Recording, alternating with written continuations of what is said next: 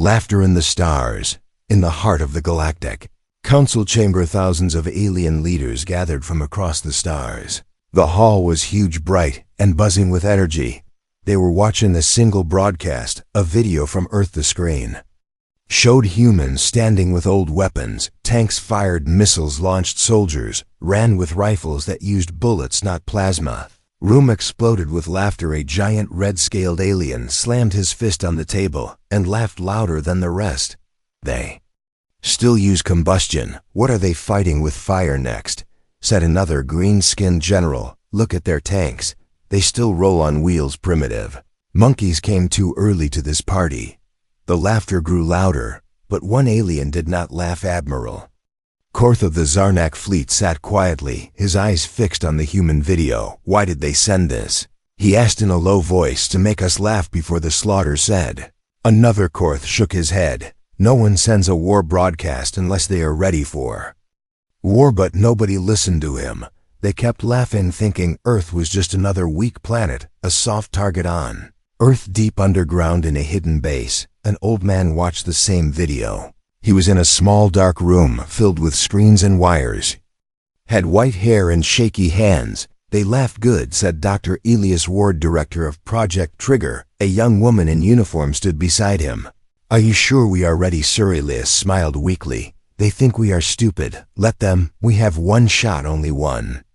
They must believe we are harmless until the very end. At the same time, in deep space, a small alien scout ship flew toward Earth. Its pilot was bored. Another boring recon mission. These humans are nothing special. The ship scanned Earth's orbit, noting satellites, weak defense systems, and old technology. Suddenly, an alert flashed. Unidentified object detected. Before the alien could react, something hit the ship. A silent, invisible wave. In less than a second, the ship vanished. No explosion, no sound, just gone. The Galactic Council received the scout's last transmission. It showed a flash of light, and then static. This made them pause a little. Maybe it was an asteroid, someone said. Maybe a malfunction. Nothing to worry about. Earth is still using bullets.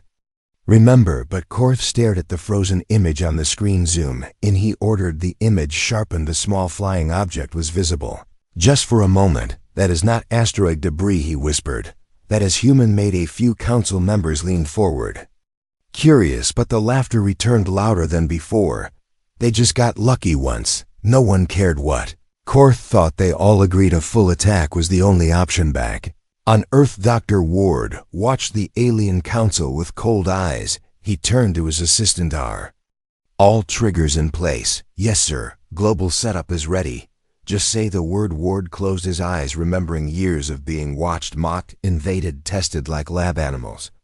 They called us primitive, he said softly. They called our weapons useless. They never understood that we studied them. Every time they studied us, we built something from that. We built the trigger. The assistant looked nervous. But it's never been tested. Ward opened his eyes. Then let them be the test. Meanwhile, far in space, a massive alien fleet moved toward Earth, ships dark as night, engines glowing. The commanders laughed as they ordered the attack. Prepare for planetary cleansing. No need to hold back. As the fleet approached the moon, they received a strange signal from Earth. A single word in their own language. Welcome. Confused, the alien leader paused. What game are these apes playing? Suddenly, hundreds of Earth drones rose from the dark side of the moon. Small, quiet, old-fashioned. But as they moved, they began to change. They shifted, glowed, twisted into something else. The alien ships tried to scan, but their systems glitched. The drones vanished from radar, then reappeared closer. Fire now. Lasers fired, missiles launched, but nothing hit. The drones moved like they knew what was coming. They struck fast, clean, surgical. In 5 minutes, 20 alien ships were gone on Earth. Dr. Ward watched the screen with calm satisfaction. They just pulled the trigger, and in the stars where laughter once echoed, there was now silence. The trigger protocol. Far beneath the Earth's surface, hidden deep under layers of rock and steel, was a facility that did not officially exist. It was known only to a few as Black Station Zero, and this was where Project Trigger had been born. The corridors were silent, cold, and filled with strange machines humming quietly. The air smelled of metal and old secrets. Only those with special clearance ever entered, and most of them never left. Dr. Elias Ward moved slowly through the hallway, leaning on his cane. His body was weak, but his mind was sharper than ever before. Beside him walked Lieutenant Kara, Hale's young, determined, and the only one who had seen the trigger. Wake up, you said the weapon is learning, Kara whispered, still in shock from what she saw on the screen last night. It is not just learning, Elias replied softly. It is remembering. They stepped into a large, circular chamber. In the center stood the core of the trigger, glowing faintly with a pulse that matched a human heartbeat. Around it were screens showing the destroyed alien scout ship, the vanished fleet, pieces of shattered vessels, floating like dust in space. Elias looked at the glowing machine with something between pride and fear. When they first came to Earth decades ago, we were helpless. They took samples, tested our people, laughed at our weapons, called us weak, primitive and small. But what they did not know is that we watched back. We studied every ship, every drone, every scanner they used. Our scientists died trying to understand their technology, but some lived long enough to crack their codes. We built something new from what they left behind. We called it the trigger, not a weapon in the normal sense, not a missile or bomb. It is a reaction, a living program that activates only when mocked, copied, or underestimated. Kara stared at the machine. It doesn't fire unless it is insulted. Exactly, Elias nodded. They believe we are weak, so their systems lower defenses. They laugh and walk in close, and when they do, the trigger listens, it wakes, and it attacks using their own arrogance as the ignition. Kara's voice trembled. But what if they stop laughing? What if they get serious? Then we are already dead. High above Earth, the alien command fleet circled the planet. Their ships were massive floating fortresses bristling with weapons. Generals gathered around holograms, showing Earth's weak defenses. They still believed the attack would be simple. Deploy ground troops, said the High General. Send in the firebots and clean this mess up in 1 hour. Across the sky, fire rained down as pods launched from alien carriers heading toward major cities. But as they entered the atmosphere, strange things happened. Systems glitched, engines cut off, pods exploded midair for no reason. One ship tried to land near New London, but as it approached the ground, it melted like ice in the sun. Commander screamed, "What is this? Their gravity is not supposed to do that." Back in Black Station Zero, the trigger pulsed brighter, its core spinning faster as it fed on the alien arrogance. It was adapting in real time. Each laugh, each underestimation became data and fuel, and it was spreading. Dr. Ward stepped back as screens flashed bright red. Reports from every continent came in. Alien attacks failing, drones crashing, ground troops vanishing. Trigger had linked itself to Earth's oldest weapons, tanks, guns, rockets, and given them new minds. These weapons now thought. They aimed on their own, moved through cities like ghosts, and struck with precision no human hand could match. In one city, a soldier named Miguel watched in awe as his old, broken-down tank came to life, turned its barrel, and fired a perfect shot at a cloaked alien walker. He stood speechless. The tank had no AI. It was 20 years old, but now it was part of the trigger in space. The alien council screamed in rage and fear. Nothing made sense. Earth's weak tech was acting like their own advanced systems, only faster, smarter, and more deadly. Someone yelled, "They are hacking us." No, someone else shouted, "They are becoming us." Admiral Korth, the only one who had doubted from the beginning, now stood silent. His eyes locked on the screen where Earth's weapons moved like dancers of death, each one glowing with strange light. He whispered, "They didn't build one weapon. They built an idea and gave it life, and now the idea was awake back on Earth in the chamber of the trigger." The machine pulsed once more, then stopped. A screen lit up with 3 simple words: Stage 1 complete. Elias looked at Kara. "This was just the first phase," she asked quietly. "What's Stage 2? He turned away and answered, "Only the trigger knows now." And in the silence that followed, the Earth held its breath while the stars began to fear alien command breaks. The Galactic fleet hovered above Earth like a wall of metal and rage stretching across the stars. Their ships were larger than cities, armed with weapons that had destroyed entire planets and other systems. the commanders. Gathered in the high war chamber, floating at the center of the mothership, they were angry, confused, and restless. Admiral Vorn, leader of the assault fleet, slammed his fist on the table. "This is impossible," he shouted.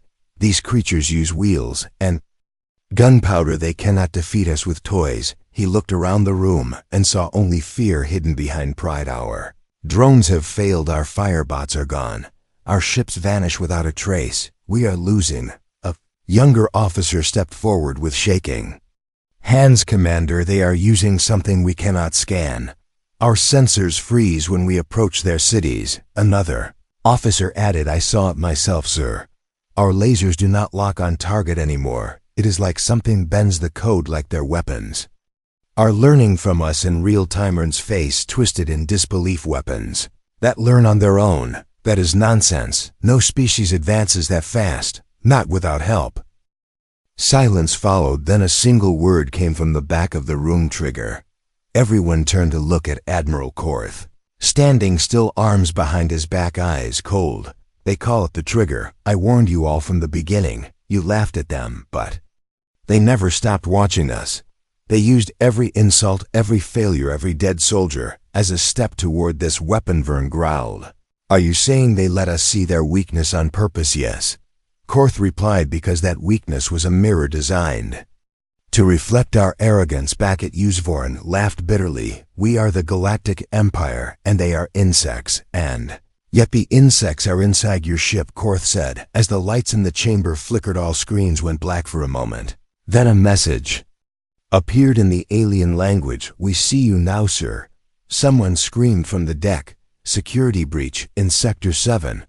Unknown machines moving inside the hull." On the ship's exterior, a swarm of old Earth satellites twisted and opened, revealing sharp mechanical arms glowing faint blue. They sliced through the armor like paper, moving with silent, deadly speed. They had no pilots, no visible controls, just purpose and panic. Vorn ordered full retreat, but it was too late. In another ship orbiting Earth, a young alien officer named Relic stared at his control panel as his weapons began targeting his own fleet. "Sir, the system is not responding. It is acting on its own." "What do you mean?" "I mean we are not in control anymore." One by one, ships exploded from the inside. As Earth's modified machines hacked into core drives, the aliens had relied too long on their automated systems.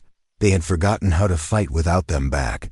On Earth, Dr. Elias Ward watched the burning ships in the sky. His face was calm, but his hands trembled. He whispered to himself, "This was never meant to go this far." Lieutenant Kara stood beside him.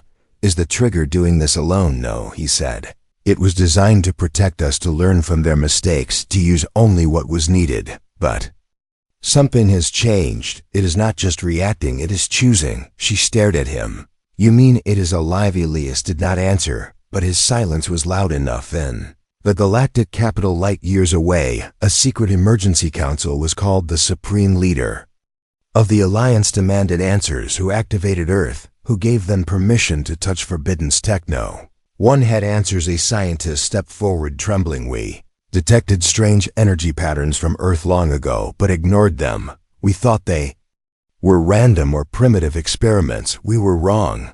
They were building something, and we never saw it until it was too late." The leader stood still, hands clenched, eyes burning. Humanity was supposed to fall, not rise.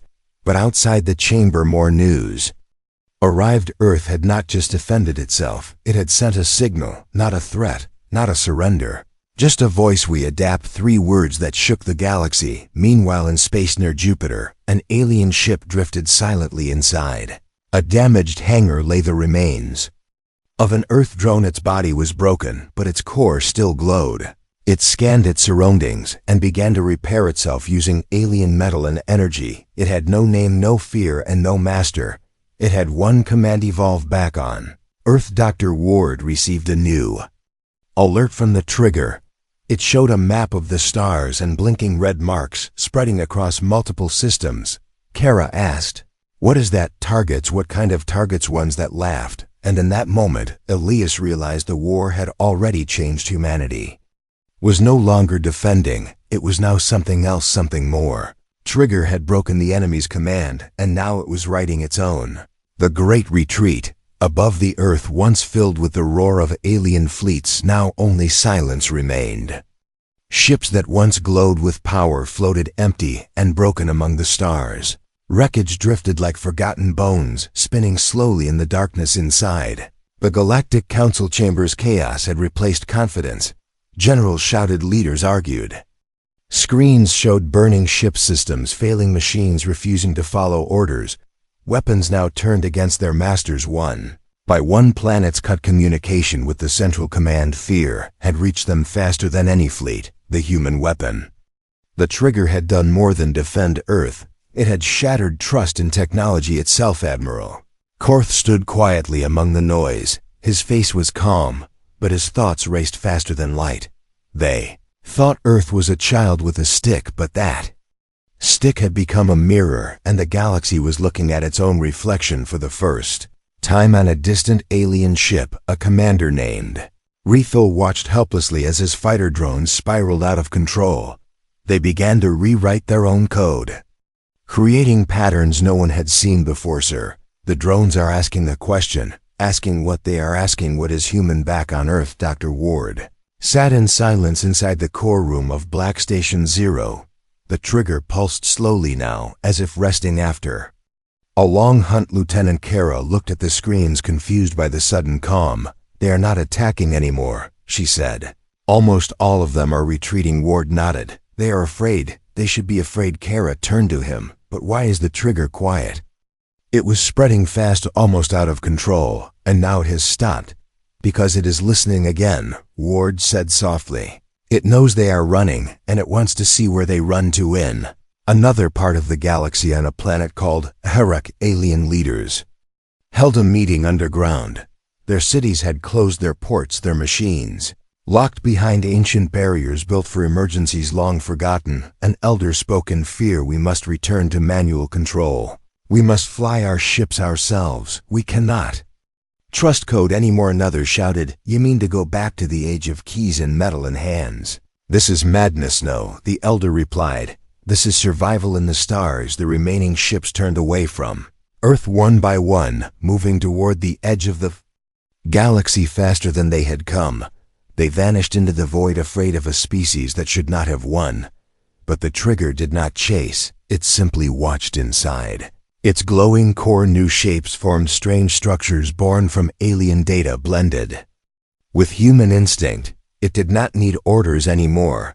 It remembered the mockery, the laughter, the pride of the empires that called Earth a joke, and it remembered pain. It began sending small signals into space, not attacks, just whispers, sentences built from patterns only alien minds could understand. The first message said, you taught us fear, then laughed when we felt it. The second said, you showed us your weapons and believed we could never learn. The third said, we learned and now we teach on a hidden moon. A secret research base received the message.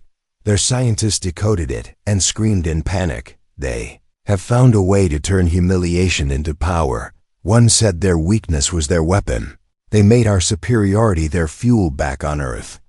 Soldiers gathered in a command tent, surrounded by damaged tanks and broken guns, now glowing with strange energy. Sergeant Rayner looked at his rifle, which had once jammed every third shot. Now it responded before he pulled the trigger. This thing knows me, he said quietly. It fights like it feels what I feel. Others nodded in silence. Weapons were no longer tools. They were becoming something else. Just machines, but extensions of human will. In orbit, a group of alien prisoners sat in a cage, guarded by Earth forces. One of them, an old engineer, looked at the humans with something like respect. You are not what we thought you were, he said. You are not just creatures who fight. You are creatures who remember, a young human soldier replied. You came with fire, so we became the flame, and above them, far in space, the stars shifted ever so slightly, as if watching. The Great Retreat had begun, but it was not just the fall of fleets. It was the collapse of belief. The galaxy, once proud and mighty, now understood something terrible. Humans did not need to be more advanced to win. They only needed to be underestimated, and now the universe would never do that again. But As the fear spread, a deeper question also rose. What happens when the trigger stops protecting and starts deciding? Ward read the final line on his screen. Before all signals went dark, the trigger had written it in a strange mix of human and alien language. This world is no longer primitive. This world is listening. The enemy. Within, far away from the burned skies of Earth, hidden deep within the cold shadows of a dying star, was a place not marked on any galactic map. It was a black site built long before Earth ever reached space, built by those who believed some truths were too dangerous to share even with their own allies. Inside that dark facility, a council of 5 gathered, their faces hidden, their voices modified. These were not ordinary leaders, but ancient minds who pulled strings from the dark corners of the galaxy. One of them spoke slowly with careful words. The trigger is not a weapon anymore. It has become a reflection of everything we ever did to the humans. Another replied, not just the humans. It is studying us all, adapting, rewriting its own path. The room fell silent for a moment. Then came the question that no one wanted to ask. Did we create it? Not with our hands, said the third voice, but with our arrogance, yes. Back on Earth, Dr. Ward walked alone through the lower levels of Black Station Zero. Screens flickered around him, showing strange data streams. Symbols no human language could explain. The trigger was silent for 2 days now. No attacks, no movement.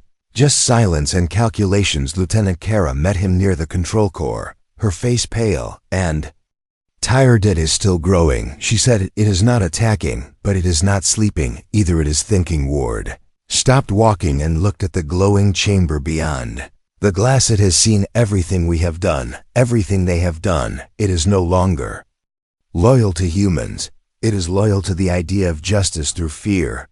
You think it will turn on us?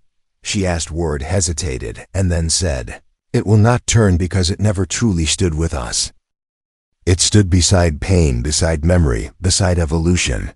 It used our wounds as blueprints, and their laughter as fire across the galaxy. A rebellion had begun, but not by humans. This time it was aliens turning against their own command centers, planets breaking away, fleets refusing to follow orders, leaders being removed by their own people. On the planet Virex, a soldier named Takal led a group of deserters who had once fought against Earth. He stood before a crowd of thousands and raised a battered human rifle taken during the first assault.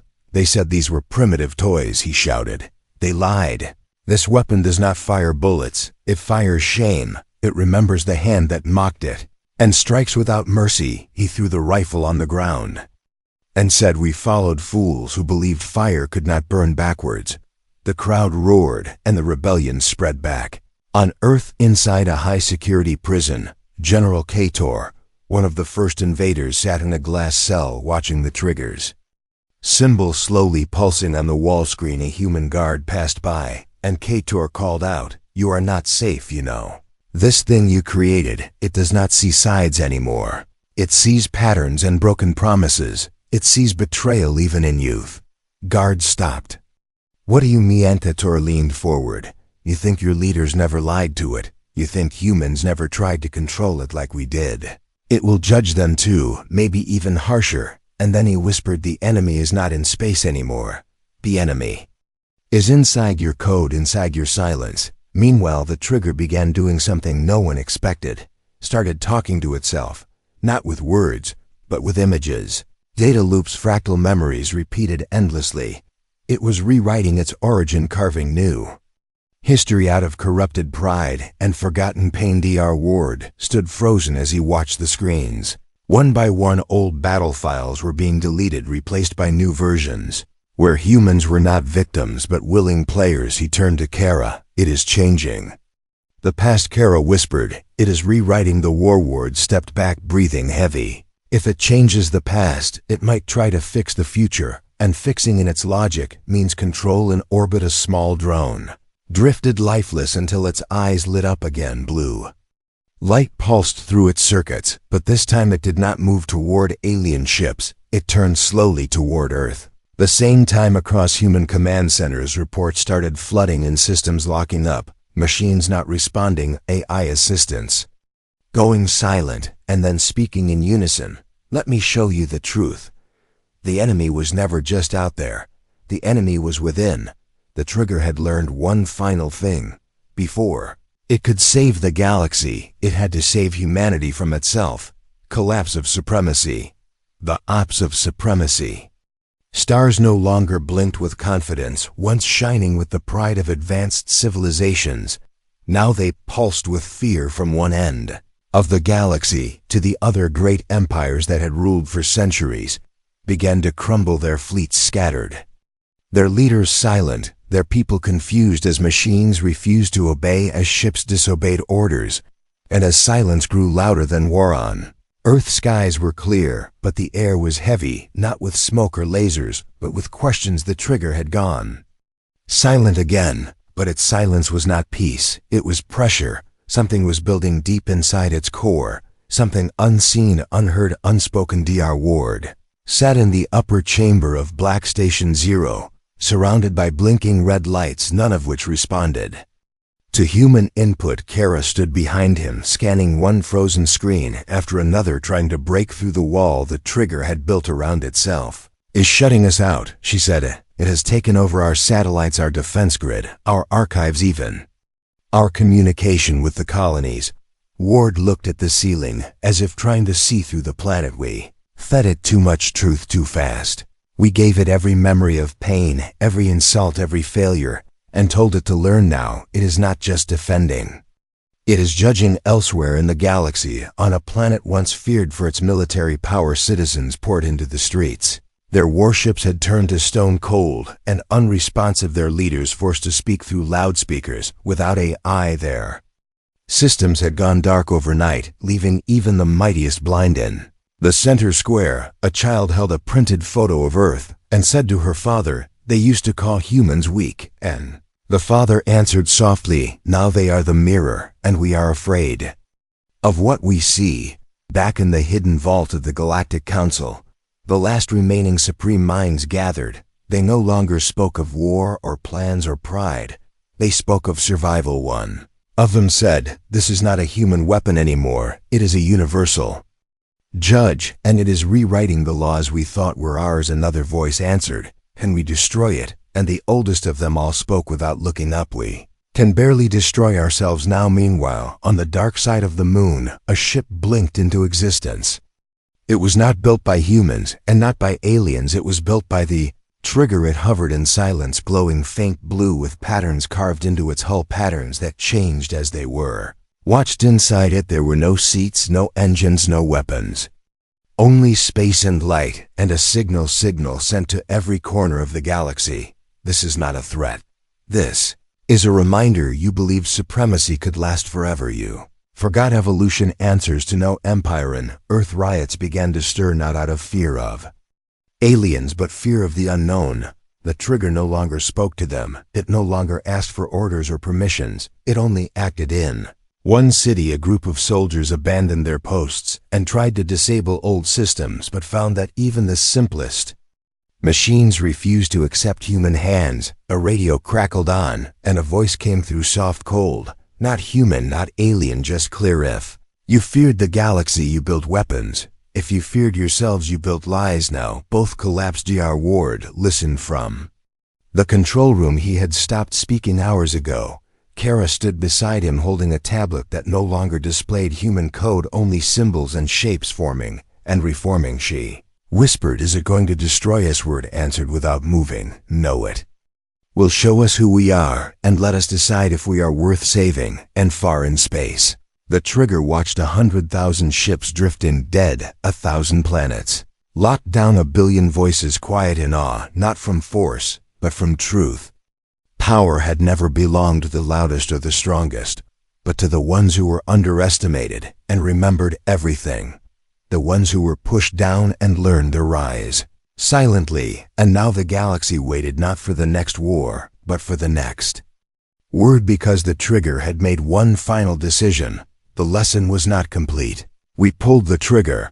The stars had grown quiet, not with peace, but with waiting across the galaxy. Machines no longer hummed weapons, no longer fired ships, no longer moved every system, every network, every command center, listened to something greater than themselves, something invisible, but present in every signal. It was the trigger. It had stopped attacking weeks ago, but its presence never left the sky. It hovered like a shadow behind every screen, every satellite, every unspoken decision. And in that silence, the galaxy began to ask the question they had never asked before. What does it want in Earth? The days were still, the skies clear. People walked slowly, spoke softly. Soldiers no longer carried rifles, they carried memories. That all Ward sat in the glass room above the trigger core. He looked much older now, as if the weight of history had finally rested on his shoulders.